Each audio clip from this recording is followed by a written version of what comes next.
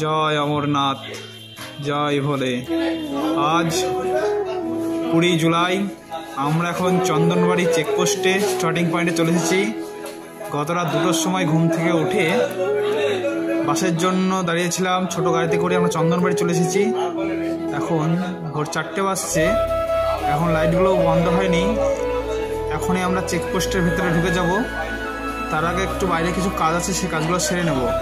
যেমন লাঠি কেনা, এই লাঠি কিনছি একটু, আমি লাঠি কিনলাম। লাঠি কিনে এই ওপর দিয়ে আমার চলে যেতে হবে চেকিং পোস্টে। প্রায় আধ ঘন্টা লাগবে চেক হতে। সেখান থেকে চেকিং করে আমরা অমরনাথের উদ্দেশ্যে হাঁটা শুরু করব। এই যে লাঠি কেনা হয়ে গেছে, লাঠি কিনে প্রস্তুত, রেডি একদম হেঁটে যাওয়ার জন্য। তার আগে একটু ভিডিও করে নিচ্ছিল আমার সামনে ক্যামেরা ঘরে, আমি একটু উৎসাহে ফেটে পড়ছিলাম। এই যে রাস্তা, এখন আমরা উঠে যাব। কিন্তু তার আগে দেখিয়ে দিই, খুব সুন্দর চেকিং পোস্টের পর আমরা লাঠি কিনে হাঁটা শুরু করার আগে যে মুহূর্ত সমান জায়গায় কিছু ছবি তুলে নিলাম। এই ছবিটাই থাকবে স্মৃতি হয়ে। স্টার্টিং পয়েন্ট, ঠান্ডা খুব একটা বেশি ছিল না, তাই সেভাবে আমরা ঠান্ডার জন্য কিছু প্রস্তুতি নিয়েছিলাম না। আর এই মাত্র আমাদের যাত্রাপথে হাঁটা শুরু হয়ে গেল। প্রথম 5 মিনিট খুব সুন্দর লাগলেও পরবর্তী সময় খুব কষ্টদায়ক হয়ে উঠেছিল। প্রচণ্ড খাড়াই, প্রচণ্ড চড়াই, কিন্তু যেহেতু আমাদের প্রথম স্টার্ট হয়েছে, শরীরে ফুল এনার্জি আছে, শক্তি এখনও কিছু নষ্ট হয়নি, সেই কারণে উঠে যাচ্ছিলাম। কিন্তু সামনে যারা যাচ্ছিল, অনেক বয়স্ক একটা দল ছিল, তারা খুব হাঁপিয়ে যাচ্ছিল। পেছন থেকে মালা করে অনেক মহিলা উঠে আসছে। বিটু অনেকটা নিচে আছে, তাই আমি একটু ক্যামেরা করি না, বিটুর দিকে ক্যামেরা ঘুরে দেখে নেবো বিটু কতটা নিচে আছে। ওই যে নিচে লোকগুলো সব নিচ দিয়ে উঠে আসছে, আরও নিচের পাহাড় থেকে আমরা উঠে এসেছি। সেইগুলো দেখলে নিজেকে কেমন লাগছে, কতটা নিচ থেকে উঠে আসলাম। যেহেতু দাঁড়িয়ে থাকার সময় নষ্ট করা উচিত না, তাই আমি যাচ্ছি আর ভিডিওটা করছিলাম। কিন্তু যে ভিডিওটা সঠিকভাবে করবো সেটা উপায় হচ্ছে না, পা স্লিপ করছে পাথরে। বিটুর সামনের দিকে এগিয়ে গেল একটু, বিটুর পেছন থেকে আমি ক্যামেরাটা করে নিই। এই যে বিটু হাসছে, বিটুর ল্যাগেজটা খুব ভারী হয়েছিল, আমার থেকেও 1 কেজি বেশি ছিল। আমাদের একটু ল্যাগেজটা ভারী হয়েছিল, সেই কারণে হাঁটতে প্রচণ্ড অসুবিধা হচ্ছিল।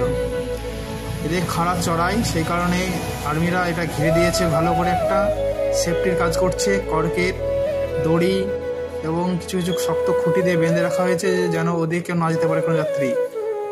পড়ে গেলেই অনেকটা গভীরে পড়ে যাবে। প্রচণ্ড চড়াই, প্রচণ্ড খাড়াই, প্রায় 90 ডিগ্রি খাড়া রয়েছে দিকগুলোতে, দেখা যাচ্ছে না, অনেক নিচে। এখানে একটু ক্যামেরা করবো ভাবছিলাম, আর্মি ভাই বলছে এখানে ক্যামেরা করা হবে না, চলে যাও, হাঁটো হাঁটো।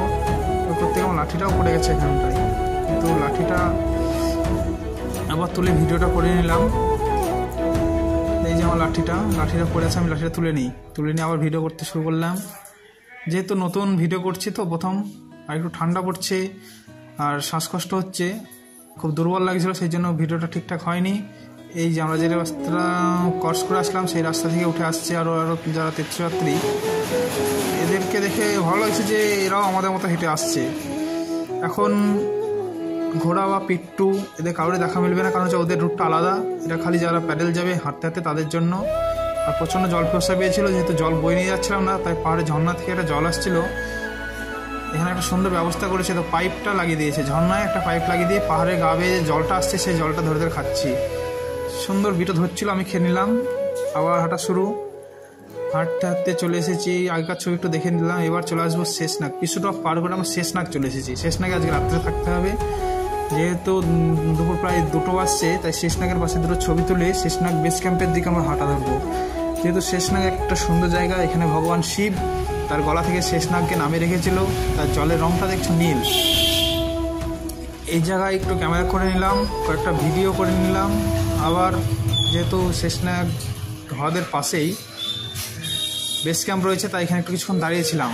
দারুণ একটা সুন্দর দৃশ্য, মানে চোখ ফেরাতে পারছিলাম না। চলো এবার একটু বেস ক্যাম্পের দিকে হেঁটে যেতে হবে। এই যে পিট্টুওয়ালারা ব্যাগ নিয়ে হাঁটছে, ওদেরকে জিজ্ঞাসা করলাম আর কতটা, তো ওরা বললো এখান থেকে 2 কিলোমিটার। শেষনাগের কিনারা থেকে 2 কিলোমিটার দূরে বেস ক্যাম্প। বেস ক্যাম্পগুলো ক্যামেরায় আসবে, ছোটো ছোটো যে তিরপলের মতো কোয়ার্টারগুলো দেখা যাচ্ছে, সেইগুলোই আর্মিদের বেস ক্যাম্প। সেই বেস ক্যাম্পে আজকে চেকিং করে রাত্রের জন্য থাকতে হবে। সবাই চলে আসছে হাঁটতে হাঁটতে, সবাই সামনে দিকে ঝুঁকে যাচ্ছে, কারণ যে ব্যাগের ওয়েট খুব। হ্যাঁ, আর এই যে এখানকার থেকে ঘোড়াগুলো আসছে, এই ঘোড়াতে সবাই উঠে আসছিল, তাই নেমে আবার ঘোড়াগুলো ব্যাক আসছে। এখানে আজকে আমাদের শেষ নাগে রাত্রি থাকতে হবে।